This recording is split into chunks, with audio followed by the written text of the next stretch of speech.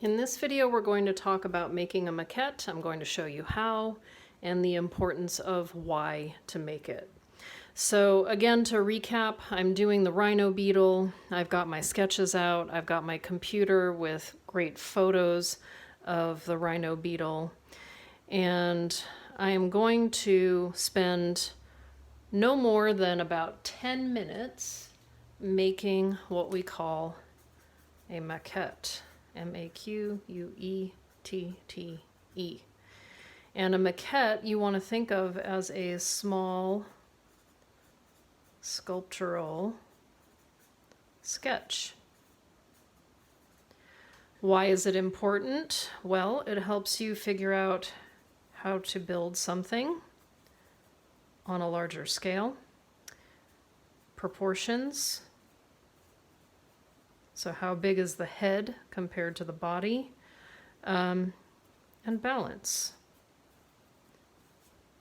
Now I'm doing a rhino beetle, and he's pretty low to the ground, so I don't know that I'm going to have lots of issues with balance, but you know, for some of you who are doing bugs with very long legs, or you know, a giraffe neck weevil that has like a really a head that sticks out really far, you know, that can kind of throw things off balance. So making a maquette is going to help you figure out a lot of these issues.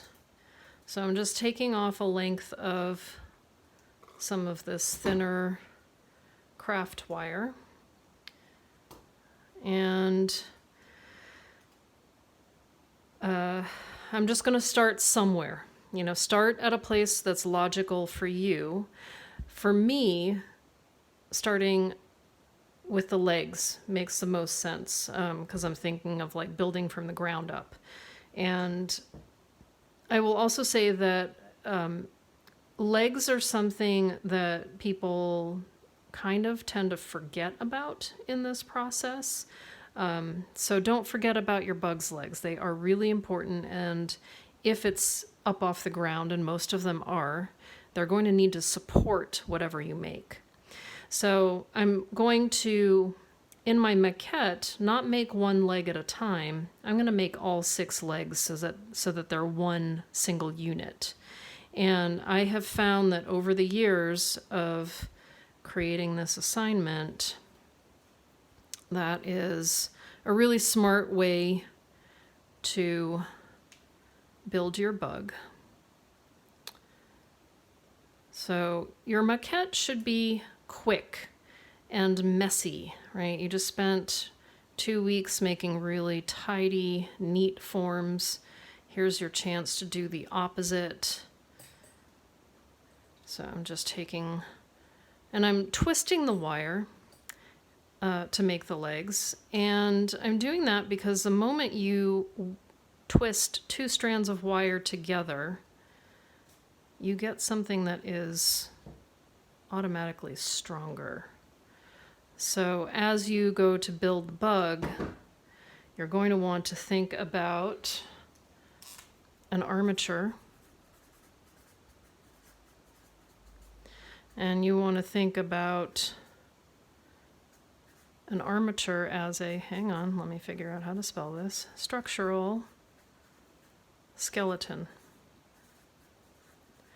So if you look at my rhino beetle sketch here, I might use some really heavy duty wires to make the base, the back, the legs,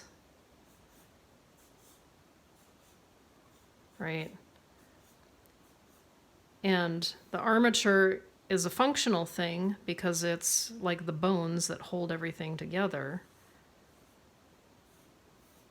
But it can be aesthetic too, right?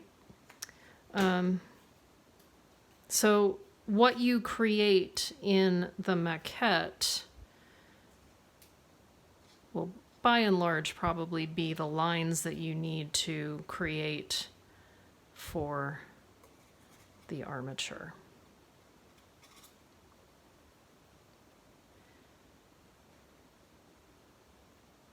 And the reason I like making the legs all one unit is that I then have a really nice strong base on which to build the rest of my bug. I've got the foundation, just like how they build houses.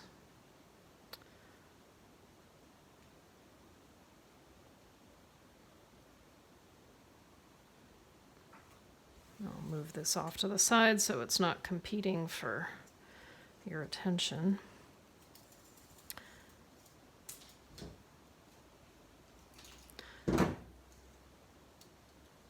I sometimes have students make their armature, or I'm sorry, their maquette, and then they fall in love with the maquette. Hopefully crushing one of your exercise forms has taught you a little bit about letting go. And